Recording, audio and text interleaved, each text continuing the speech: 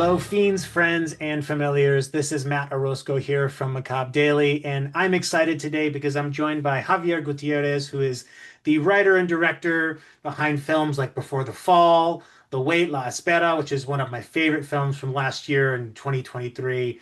Javier, it's so good to have you with me today, and thank you for spending some time to speak. Thank you, Matt. A pleasure to be here. Well, the pleasure's all mine. And as I was gushing on you before the camera, we hit record button. I just absolutely loved the wait. Totally took me by surprise. And then all of a sudden, fast forward to this year, I had no idea you'd made a film called Before the Fall, and now it's getting this beautiful 4K restoration. So I'm more curious, kind of going backwards a little bit. How did this conversation with the team at Chroma and yourself begin around taking your film from 2008 and giving it this brand new, beautiful 4K transfer? Yeah, well, was like almost by accident actually. We were having like a dinner at some point, the thing of Chroma and me. We were talking about the weight actually because I just finished the whole thing of coming out and vinegar syndrome and all these things. They knew before the fall because was released here a long time ago through IFC films and Sundance Channel, and they told me it's like, what about the rights of Before the Fall? And I say, well, I think they may be available now, so I'll double check. So I double check, and yeah, they were available. And they say, why don't we put it out there again and we just do like a 4K restoration? And I had in my mind for a while to do like a proper version of the movie, a digital version at some point, my short film too, actually. It was perfect. I said, well, let's explore this. Let's check it out. Let's see how can work and if we make it on time. We did it. I have been like 3 months almost in Spain working with three different labs. Wow. Uh, and it has been a process actually very long, but I think it worth it. So it's good. It looks beautiful now.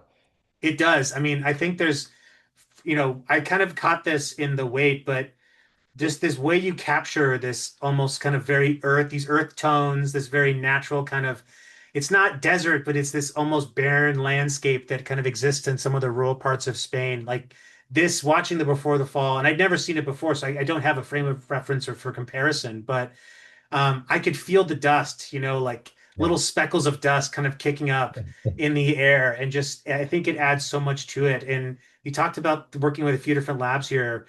The restoration is such a big part of film preservation now. And, Mhm. you mentioned you worked with Vinegar Syndrome on like the weight, they've been doing, that's how they got started was preserving, I think it was traditionally porn films, old porn films, and they've moved into like genre cinema. What was that going through that restoration process like as working with different labs and coloring and all of that? Because I think that's something we don't get to see on the kind of the consumer side is what goes Mhm. into actually restoring a film like this. It's like a very unique process. It's like I was not an expert, obviously, in all the technical details, but I became an expert after. It depends on a lot of elements. It's a brand new market, let's say. So still there is very few places where they do it right properly. I had to research like in different labs in Portugal, in Paris, in Amsterdam, where they are the best for scan the print because the movie was shot in 35. So you have to first of all scan the print and do it with a proper scanner so it gets the best quality possible. And then, yeah, you have to do obviously the cleanup, work on the definition to get the best that you can get in the digital version. And then, as you said, the color. The color is really important to recover the color from the original 35 millimeters print. And that's hard. And that has been the part that took us the longest. We took it to a very cool lab in Spain called Misterio that I worked with them already for my previous movie for the weight. They know how picky I am with the color and the textures and the palette of textures and tones. We were working to the point that we had to recut the movie shot by shot and treat every shot differently. So Wow. it was like over 1,600 shots. So yeah, Wow. yeah, it was intense. It was intense. So yeah, it's and do obviously do the test on big screen, small screen, like different qualities. So you preserve the tone, the color, you improve the quality, the definition, so you get the sharpness, but at the same time to trying to preserve the grain of the 35 Yeah. millimeter, you know. Yeah, I think that's the trick. At least, again, I'm no expert either, but I watch a lot of restored movies, so I feel like my observational expertise is there, but I don't have the technical knowledge to back it up. But so much of great restoration comes from maintaining that kind of art, the tactile elements of shooting on film, particularly when you have something that's on 35 millimeter, where so much of the film's look and feel, the aesthetic comes through because it's shot on film as opposed to digital. But I'm curious, did you shoot the weight on 35 millimeter as well, or did you go digital for that one? And that one digital, yeah. We create like a really good texture and look that feels almost like 35, but yeah, that was actually digital. I mean, it looked great, and I'm kind of wondering from your perspective, because you've worked in both, right? Working with film and now working in the digital arena, where do you see as kind of being the pros and cons of each?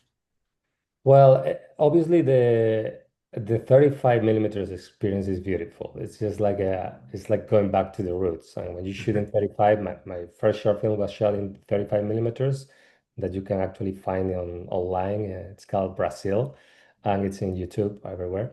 That one was 35 millimeters, and obviously before the fall was 35 millimeters too. And the beauty of that is it's it's hard to describe. It's just like when you are shooting, for example, there's like a magic moment because everybody respects the 35. Right, When you hear the of the camera, and you know it's so expensive too. right. Yeah, yeah, I was gonna say they respect it because they know how much each rung of film costs. Exactly. It's like it's a whole different game, you know. You can tell the focus and concentration of the whole thing. It's way more like intense, and then the result is beautiful. It's the cons is that you don't control so much. It's a process that you have to go to the lab and then work in the lab to see if you achieve what you wanted in the shooting and do tests before, obviously, 35 shots here and there, like with the clothing, with the textures, to see if you have what you want. So it's a little bit like you're half blind through the process. It's a little bit more tricky too. For example, in Before the Fall, we shot a lot of the shots. They were one only take. And if you mess it up, you're in trouble, you know. But we had no, a lot of budget to do that movie, and very critical shots, like the last one in the movie that you probably remember of the meteorite coming and everything. Those are single takes. Uh, Wow. so if you have a problem, it's very risky in the lab because you have to fix it somehow. While in I mean, if you shoot in digital, it's more relaxed. You have Right. like plenty of material you can shoot. And for me, honestly, because I'm so precise when I shoot, I don't. It doesn't really make so much difference because I do storyboards. I do the pre-editing in my head already. So what I should, I don't have more material. When they ask me, do you have more material of the way or it's like, no, I shot what I needed and I don't need more, and I cut the movie myself. So it's very easy. But yeah, if you don't, you're another kind of filmmaker that you want just to, for example, work on the performance and steal a lot and then yeah, if you do like a digital, it's better because it's more flexible. You can just keep shooting and shooting till you get whatever you want and just playing the editing and you have like 16 hours of footage to cut, right? So it's not my style. So it's for me, it works both ways. But it's true that for producers and everything, digital is better. It's cheaper, it's less risky, and it's like what it is now. Still, some of us, we try to go back to 35. No, I mean, dude, with Paul Thomas Anderson just put out, his film in like 70 millimeter, 35 Vista Vision. So Yeah, like there is this, I'd say, nostalgia for kind of how yeah, things were done, and it still looks good. It's not as if, it's not like saying, "Oh, wait, I will never understand people who say I prefer to watch it on VHS." Well, it's like, well, I can understand the nostalgia for the medium, but nothing looked better on VHS. Like that just yeah. wasn't. It's not the way it works, but I get people's affinity for it, and And there's also this, you also have this interesting character arc with one of the actors, um, Victor Clavijo. Like Yeah. you have him in Before the Fall, and then you have him in The Wait playing this almost like an entirely different character where he's both of them have kind of resigned themselves from life a little bit, but one of them is almost like recklessly so. The other one's done so out of caution. Um, how have you kept that relationship with him going over the years since Before the Fall to The Wait? Because it feels like, again, he's so perfect in these roles, but obviously as an individual, he's grown and matured himself. Yeah, well, Victor is a good friend of mine now. We know we met each other first time in the audition for Before the Fall. It was a long audition. I remember I didn't know him, so I wanted to test and check. It was like one like 12 hours audition. Wow. Yeah, I took him to Seville from Madrid, and we were the whole day, basically the whole day, since the morning. Because I like him, I said, it's interesting. I'm gonna just keep trying things with him. And we stayed the whole day. Like it was like well, not 12, but like 8 hours. The whole day. I took him and I returned him to Madrid like by night. So and I record everything. I was like doing close-ups. I do the auditions a lot of times myself with the camera when I like the actor, and I record him for all the angles. I go very close up. I look at his eyes, and yeah. So I really connect with him. I saw okay, I can work with him and can push him to the limit. And he's a very generous actor that gives you the 200%. And after Before the Fall, we have been like talking for a long time. When I was here in Hollywood, I was working with the studio, blah blah. We were talking about like do work together again, and I wanted to somehow they're not connected the way than Before the Fall, like with in a traditional way, but they, as you can see, they kind of share elements of the same universe. Yeah. It's a universe that I took from my childhood because I grew up in those, going to those villages in the summer where my grandfather used to be and seeing like the people there and the countryside that was very hot in the south of Spain. So I wanted to go back to that universe, and we were talking for through the years. And then at some point, I told him like around the pandemic, I said, look, I have the story already, and I think we can make it in Spain. Why don't we go back together? So it was great. It was great because yeah, it was a process that I wanted to do with him for a long time, and we still are talking about to finish with a third one in the I'm same. here for it. Please do. Because honestly, just if you, Victor, and then if you get for blanking on their name, Miguel Angelmora to come Yeah, back and just all three of yeah, you collaborate together, yeah, I'll good watch friend. that all day Yeah, because yeah, these do feel like they share the same universe, and at the same time, even Victor's character in each of them feels almost like a same version of that character, albeit just in a different way. In The yeah. Wait, he's an older, a little bit wiser, maybe a little bit less Mm, aware in some ways, but through experience. Whereas in Before the Fall, he's almost just this like powder keg of emotion, this quiet, almost intensity yeah, of someone who feels that the world has kind of left them behind, and yeah. they That have makes. nothing left to live for. Yeah, yeah, yeah. No, it's great. I hope we can make it work too. And as you said, Miguel Angel's my good friend. I started doing short films with him. At the beginning, I was my own DP, but at some point, I phoned Miguel Angel. I said, "Okay, Miguel, you're gonna be my DP." And yeah, working together, it's fun, because we are like, and they're not easy movies to make, as you can tell already. It's Yeah. it's hot. We were shooting the wait, and Before the Fall, where we were shooting, it was like over 120 degrees. It's insane in the south of Oh, Spain. It's really hard. Yeah, yeah. Half of the team quit in the in the process. Yeah, we had that too in the wait too. And they are like a very, yeah, they are not movies that they follow a trend.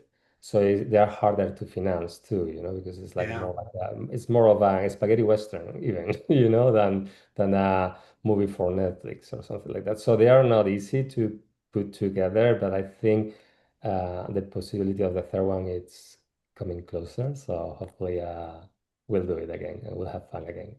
I mean, if you haven't proven yourselves yet with the films you've put out thus far, I don't know what else you need to do. But I'm definitely co-signing on you all, on you three making another film. And when you think about the themes in Before the Fall, it's very much um, there's a lot going on in regards to fatherhood, particularly, and kind of how we think about our parents and our families and our relationships. Do you feel like you could make the same film now, or was that something that was so like so much trapped, like how much of a point of time for you and how you were feeling in that moment that it wouldn't be possible for you to go back and kind of make something that says the same thing?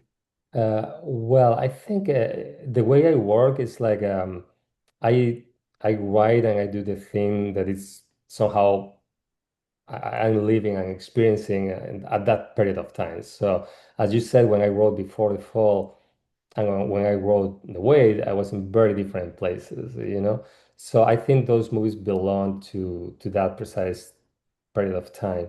But at the same time, there are movies that I wasn't watching again Before the Fall the other day in the screening, and there are movies that you can still relate. I mean, I can still relate. It takes me back a little bit to my childhood. You know, I'm with my we're four brothers. Two, I mean, four siblings, two sisters and two brothers. There is things that you can see of me there in the original one, the same way that in the Wait you can see things. I think now as you can see the evolution in the Wait, I became a little bit like maybe more serious. I don't know. I'd say So I'd say it's a very it's I'd say The Wait is just a more focused film in terms of Before the Fall's doing a lot, but it's yeah, also like there's an energy to Before the Fall that maybe isn't in The Wait because of how much it's doing and the urgency of that moment. You've yeah. got this 72 hours before the world ends essentially versus The Wait. It's almost like time is just passing until that inciting event happens, and then it feels like there's some urgency to the timeline. Yeah, yeah, they're very different. I mean, in that one, you explore certain things because of that deadline that you have of the 3 days, right?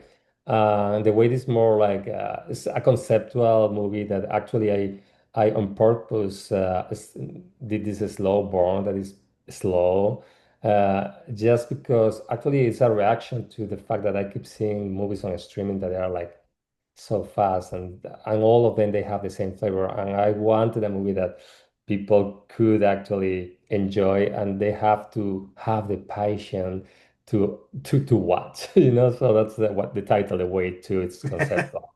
It's like it plays in different levels but so yeah it's different they have different goals the Before the Fall was more like the urgency which has to do a lot of with my first film going out and so different energy it's Totally. a bit. And when you think about reflecting on time, it's been 15 years between when the fall or before the fall was released and then the wait was released. How did you as a person, would you say, change over that time? Obviously life happens to you all, but what are some of the things you as a filmmaker you think have changed between that point and the next one? Well, I think as a filmmaker, you can tell that there is like a more of a mature point of view in the weight. But the root, I think, if you see the two movies actually, I keep being, I mean, I'm the same person. I keep thinking about choices, and those two movies are about choices. Like Before the Fall, the question is, what are you gonna do when you know that the ending is coming in like 3 days? It's like, and what is your choice? What are you? And our character makes, the choice that he decides that he thinks is the right one, and he has this redemption story through last 3 days, right? In the way it's different. It's like a temptation and it's like a moral choice too. Yeah. So I think somehow uh I keep saying the same thing over and over in all the things I do. Even in the work for hire I did it in the middle. I pick it up because it was about a choice. It didn't translate like I wanted, but yeah. But I think I'm the same person, that I was like 15 years ago. And you can tell that probably in all my work in the script. Now I'm working on script. At the end of the day, when I finish, I laugh and I say, okay, I'm talking about choices again here. So there is something about that that doesn't change. It changed the way I tell the story. maybe the optimism or the lack of optimism or the bleakness of the movie, because I'm getting more mature. But I think it's still there, the same essence. I think so. There's a quiet danger to these movies, where it's like there's nothing explosive or bombastic happening, but there's always this undercurrent of dread that that any moment, like something's not gonna, in this case we have, you know, um, you have the impending Lucio coming from prison, who's like that's Mhm. like the big, but like that's not even the worst thing, right? That's one of the worst things. The other thing is the world is literally about to end in a few days. Whereas in the wait, we obviously have a bit more moral choices of someone does something they know they shouldn't do. The consequences lead to exactly what, is supposed to happen, and then they have to make a choice around what do they do next. Um, and I think that theme of choices is present in everything we do, right? We every day we Yeah. make choices, small and like big ones, but we're making Mhm. choices all the time. So I think that that's a theme that is many times you want to go back to it, there's always going to have something to say about it. Um, but when you think about the release of Before the Fall, the Wait's got a beautiful physical media release from the folks at Vinegar Syndrome. Any chances we'll be getting the same for Before the Fall? Yeah, yeah, we are having conversations. Chroma is handling the whole thing, but I think probably we'll see it in Vinegar Syndrome very soon, like Oh, December, probably. That's the date we're talking about. So, yes. perfect. I'm gonna my collection of Javier Gutierrez films is growing by the day. Um, but my last question for you, Javier, is kind of a fun one, just around if you think about Before the Fall, if you were asked to program a double feature with the film, what do you think would make a good companion to go along with it? Something to be fun or maybe interesting to watch alongside of it. With Before the Fall, well, we are doing a double feature probably of Before the Fall and the Wait, by the way. Yeah, Uh, so that's a given. That's a given. for sure. But it's hard. Maybe just because I keep getting this, after Before the Fall, after we released the movie, like a couple of years after, came another movie called Melancholia Yeah. from Lance von Trier. So maybe, people tell me a lot about that. Maybe that would be an interesting end of the world intimate drama double feature. I mean, that'd be the double bleakness, right? You have the the master of the bleak from Denmark, and yourself who's bringing this really kind of beautiful but also very bleak tone to things, where you have these Yeah. amazing shots and landscapes, but at the same time, these really kind of depressed people and situations and circumstances. So I mean, I'm here for it. Give me all the bleakness, give me all the dour stuff. But Javier, this has been so much fun talking with you about this film. I probably could talk to you for many, many hours about all things related to film. But I want to remind folks, Before the Fall it's played at Screamfest, it's played at Fantastic Fest. Is there any other festival appearances that it's doing in Uh, the near term? well, in Europe, we'll go Europe to do the rounds in a couple of them, but it will be announced shortly. Oh, excellent. Well, in that case, for folks in Europe, make sure to keep your eyes peeled because this thing looks beautiful. In fact, my biggest regret of this year's Fantastic Fest was not getting to see it in the theaters. Granted, I have a beautiful, amazing big TV here, but it's just not the same as seeing something in the theaters. So, if I ever get the chance again, I'll be taking it. And Javier, seriously, whatever you're doing next, you've got a fan over here in Macabre Daily. So, thank you. Thank you. Thank you very much, Matt. It's a pleasure.